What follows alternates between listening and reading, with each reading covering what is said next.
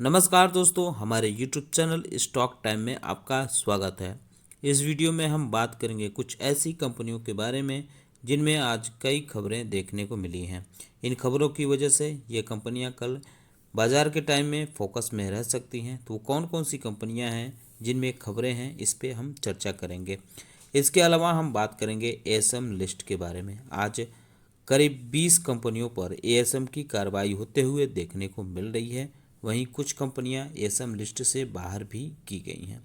वो कौन कौन सी कंपनियां हैं जो बाहर की गई हैं और कौन कौन सी कंपनियां हैं जो एएसएम लिस्ट में डाली गई हैं, इस पे चर्चा शुरू करने से पहले मैं कहना चाहूँगा कि अगर आपने हमारे चैनल को सब्सक्राइब नहीं किया है तो कृपया सब्सक्राइब कर लें और बेल आइकन भी दबा लें। तो सबसे पहले बात करते हैं नायका के बारे में। आज इसके शेयरों में 7.5% से ज़्यादा की उछाल देखने को मिली।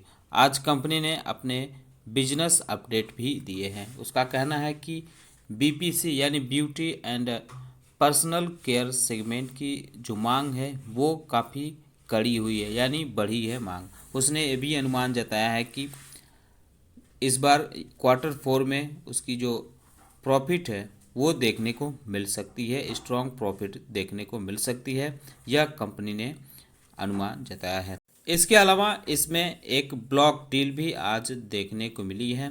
ये 75 करोड़ रुपए से ज़्यादा की ब्लॉक डील हुई है। कंपनी के कुल शेयर खरीदे गए हैं 5.54 मिलियन 75 करोड़ में खरीदे गए हैं, जिसकी वजह से आज इसके शेयरों में ज़बरदस्त तेजी देखने को मिली है। तो इस वजह से यह शेयर कल फोकस में रह सकता है, आप इस पे नज़र बनाए रख सकते हैं। हालांकि इसके पिछले एक महीने के परफॉर्मेंस की बात करें तो इसमें 8% से ज़्यादा की गिरावट है। 6 महीने में 36% से ज़्यादा की गिरावट देखने को मिल रही है।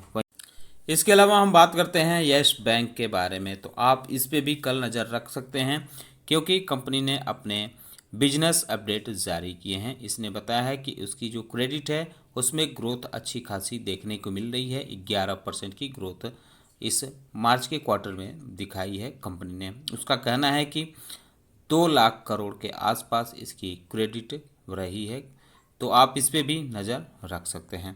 वहीं अगर हम बात करें एवेन्यू सुपरमार्ट यानी डी मार्ट के बारे में, तो इसके शेयरों पे भी कल आप नज़र रख सकते हैं।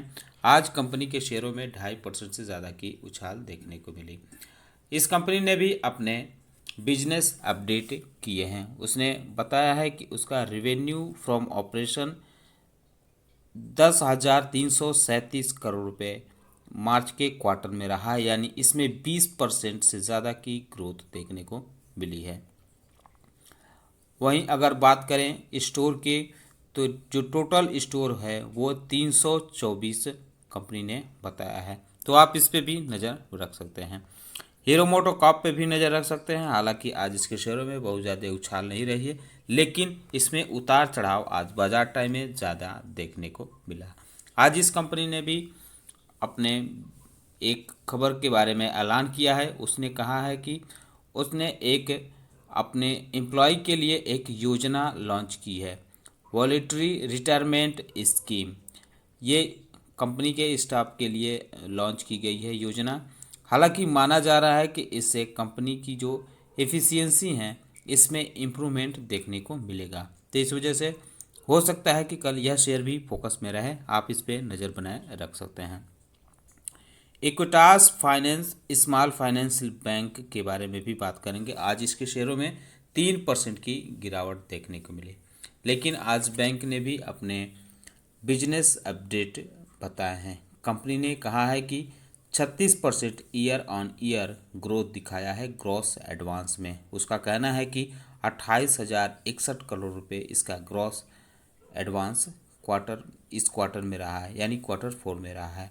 इस कंपनी का कहना है कि क्वार्टर 4 में उसका डिसबर्समेंट 5,917 करोड़ रुपए रहा है, यानी इसमें 80% ईयर ऑन ईयर ग्रोथ दिखाई है, जबकि 23% क्वार्टर ऑन क्वार्टर इसमें ग्रोथ देखने को मिल रही है। अगर इसके कासा रेशियो के बारे में बात करें तो ये 42% रहा है, जबकि सेम पीरियड में लास्ट ईयर 52% था, यानी इसमें भी गिरावट देखने को मिली है। तो इस वजह से यह शेयर भी फोकस में रह सकता है कल, आप इस पर नज़र बनाए रख सकते हैं। वहीं सिंगर इंडिया लिमिटेड के बारे में बात करें तो आज इसमें कोई खास बदलाव नहीं देखने को मिला, लेकिन उतार चढ़ाव ज़रूर इसमें नज़र आया। तो इसमें भी खबर एक देखने को मिल रही है।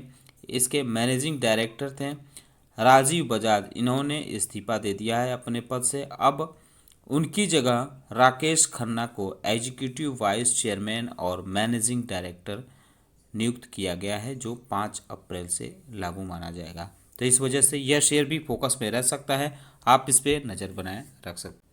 Ujjivan small finance bank limited पे भी आप नज़र रख सकते हैं। हालांकि आज इसके शेयरों में करीब करीब 1% की उछाल देखने को मिली। इस कंपनी ने बताया है कि उसके जो बिजनेस है उसमें 33% ईयर ऑन ईयर ग्रोथ देखने को मिली है।